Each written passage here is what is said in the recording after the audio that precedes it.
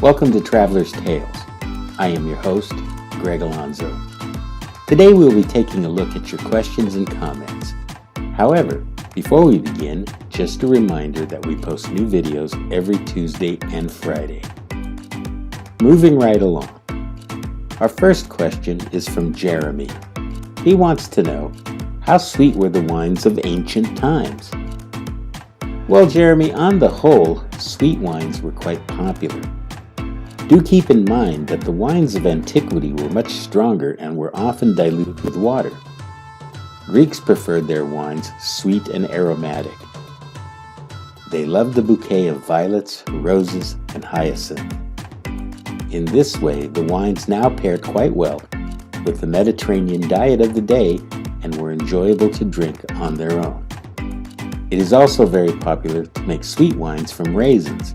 According to Hesiod, there was a raisin wine called Cypriot Mana. Though expensive, it was quite popular. Darla wants to know, how was wine shipped back in the day?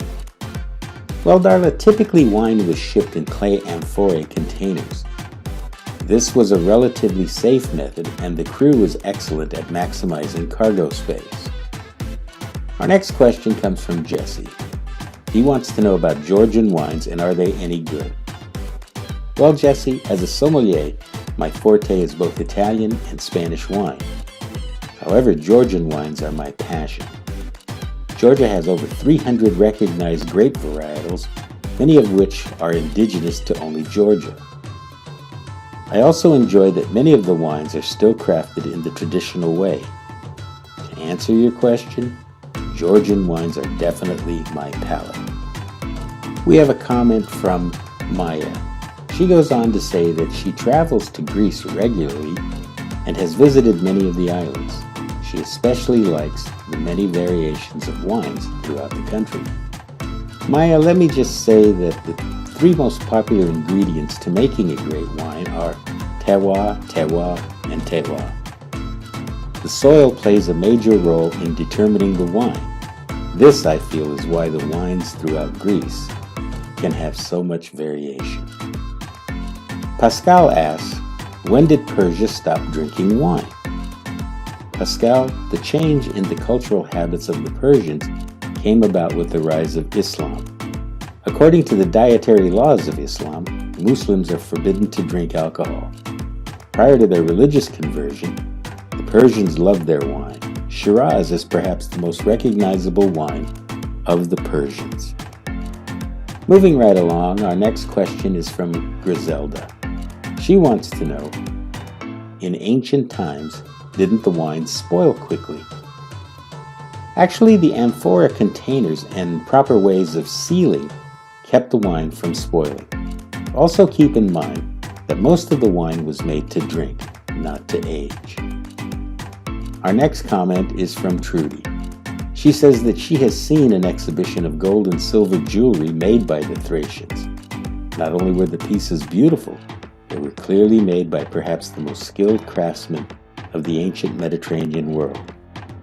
Trudy, I have also visited museums exhibiting Thracian jewelry. I was pleasantly surprised by the impeccable craftsmanship.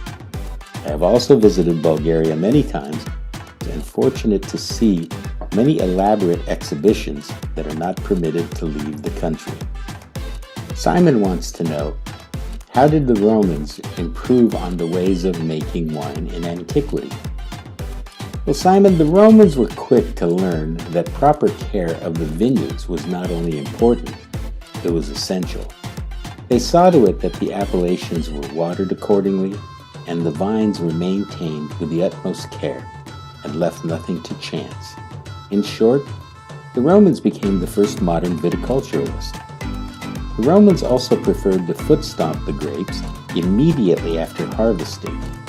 The juice was then placed in a very large terracotta container that had been lined with beeswax and buried.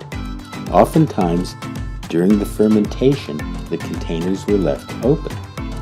Such methods produced wines too robust for general consumption. This is why it was popular to dilute the wine with water. Romans definitely had a sweet tooth, as they often added honey to their wine. Wine was also used for medicinal purposes. This was done by adding various herbs that were believed to relieve the patient of his ailment. Our next question is from Carmen. She wants to know about the long sticks in the photos. What did the Georgians use them for? Well, Carmen, Georgian winemakers believe that it is essential to regularly stir the wine. Before fermentation, it is typical to stir the wine 4 to 5 times per day. Once the wine is ready for consumption, all of the stems and grape pips will accumulate together and sink to the bottom of the quarry. Let me see, we have time for one last question or comment. Billy has a comment, and Billy says that he was surprised to learn that even back several thousand years ago, winemaking was like an art. Billy, I totally agree with you. The ancients were wise enough to value and appreciate the good things in life. This is the end of part 2 of the Wines of Antiquity.